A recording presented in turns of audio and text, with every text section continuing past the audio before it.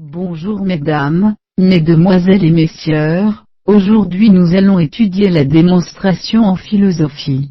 Comme le remarquait Husserl, la volonté de démontrer est apparue en Grèce antique, aussi bien dans le domaine mathématique, que dans celui de la logique. Être rationnel, l'homme a en effet la possibilité d'articuler des jugements prédicatifs, du type sujet et prédicat, dans des raisonnements en trois temps nommés syllogismes, et qui sont la forme même de la démonstration. 1. Qu'est-ce que la logique formelle? Il existe différents genres de jugements prédicatifs, qui vont permettre différents types de combinaisons. Il faut en effet distinguer 4 quantités dans nos jugements: universelles, particulières, indéfinies, singulières, et de qualité, affirmative et négative. Par exemple, tout SCP est une proposition universelle affirmative, et quelque S n'est pas B, une proposition particulière négative. Produire une démonstration, alors, c'est combiner ces différents types de propositions en syllogisme, en sorte que la conclusion s'impose nécessairement. Or, ce que remarque Aristote, c'est que certaines combinaisons sont possibles, mais que d'autres ne sont pas concluantes, quel que soit le contenu des propositions. On dira en de tels cas que le raisonnement est formellement faux. La logique formelle a alors pour but de montrer quelles sont les formes possibles d'un raisonnement cohérent, c'est-à-dire d'établir les règles formelles de la pensée, indépendamment du contenu de cette pensée. 2. Qu'est-ce qu'un syllogisme concluant? Un syllogisme est constitué de 2 prémices, une majeure et une mineure, et d'une conclusion. Par exemple, tous les hommes sont mortels, prémisse majeure, or tous les philosophes sont des hommes, prémisse mineure, donc tous les philosophes sont mortels, conclusion, c'est-à-dire, tout A est B, or tout C est A, donc tout C est B. Ce syllogisme, constitué d'une majeure, d'une mineure et d'une conclusion universelle affirmative, est effectivement concluant. La conclusion est nécessairement déduite. Mais il existe des combinaisons incorrectes, comme, tout A est B, or quelque B est C, donc tout A est C, comme le montrera Leibniz. Parmi les 512 combinaisons syllogistiques possibles, 88 seulement sont concluantes. Les autres sont des paralogismes, c'est-à-dire des syllogismes formellement faux. Quelle que soit la combinaison, il faut en fait, pour que le raisonnement soit concluant, que la conclusion soit déjà contenue dans les prémices. C'est seulement dans ce cas qu'elle est nécessairement déduite, donc le syllogisme est concluant du point de vue formel. 3. La logique formelle peut-elle constituer l'instrument de toute connaissance? Tel que nous l'avons défini, la logique est une science formelle. Comme telle, elle est une condition nécessaire, mais non suffisante, pour la vérité d'une démonstration. Un syllogisme peut être concluant du point de vue formel, et faux du point de vue matériel, c'est-à-dire eu égard à son contenu.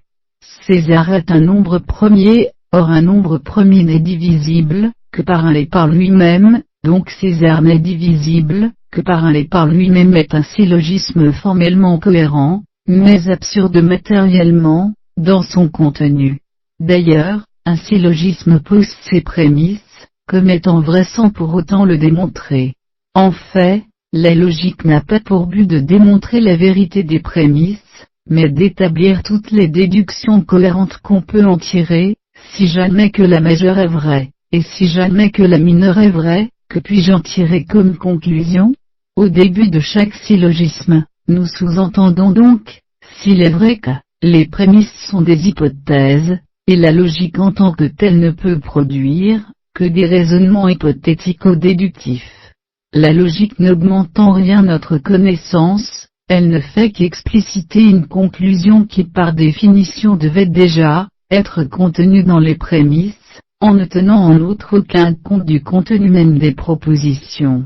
Aristote, nous dit René Descartes, s'est trompé sur ce point. La logique, art de la démonstration formelle, est l'art des démonstrations vidées en un sens, inutiles. Elle ne saurait servir de méthode ou d'instrument, en grec organon, à la connaissance en général. 4. Y a-t-il une autre méthode pour démontrer? Selon Pascal Blaise, dans l'esprit de la géométrie, c'est la mathématique, et plus exactement la géométrie, qui fournit à la connaissance le moyen de découvrir la vérité et de la démontrer. Il ne faut employer aucun terme sans en avoir d'abord expliqué le sens, et n'affirmer que ce que l'on peut démontrer par des vérités déjà connues. Mais il y a des termes que l'on ne saurait définir, parce qu'ils nous servent à définir tout le reste, les mots primitifs. Ainsi, je ne peux pas définir des mots comme temps-mètre, mais je n'ai pas besoin d'une telle définition, parce que je sais intuitivement ce que ces mots veulent dire. La méthode géométrique ne nous conduit, donc pas à vouloir tout définir, mais au contraire à partir de termes absolument évidents pour définir les autres et commencer nos déductions. C'est exactement ce que dit Descartes, la méthode de la connaissance, c'est la méthode géométrique, qui consiste à déduire des vérités de plus en plus complexes à partir d'idées claires et distinctes. Ainsi, dans son Éthique, Spinoza va appliquer à la philosophie la méthode des géomètres. On pose des définitions et des axiomes dont on déduit tout le reste, y compris l'existence et la nature de Dieu. 5. La méthode géométrique peut-elle constituer l'organon de la connaissance? Leibniz montre qu'on ne peut généraliser la méthode géométrique à toute la connaissance. Avec cette méthode, toutes les déductions reposent en effet sur des termes primitifs indéfinissables, mais réputés parfaitement clairs et évidents. Or, pour Leibniz, l'évidence est un critère purement subjectif. Quand je me trompe, je prends une erreur pour une évidence, en sorte que l'évidence n'est pas à elle seule le signe de la vérité. Emmanuel Kant, surtout, va démontrer que la méthode géométrique n'a de sens qu'en mathématiques. La définition du triangle me dit ce qu'est un triangle, mais pas s'il existe réellement quelque chose comme un triangle. La méthode géométrique est donc incapable de passer de la définition à l'existence.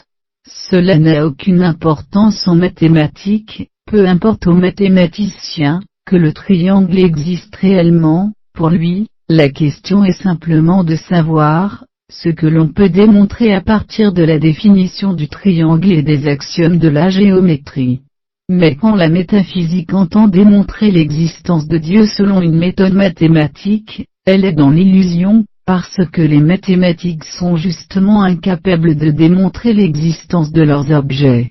Selon Kant, le seul moyen à notre portée pour savoir si un objet correspond réellement au concept que nous en avons, c'est l'expérience sensible. Au-delà des limites de cette expérience, nous pouvons penser, débattre, argumenter, mais pas démontrer ni connaître. La citation.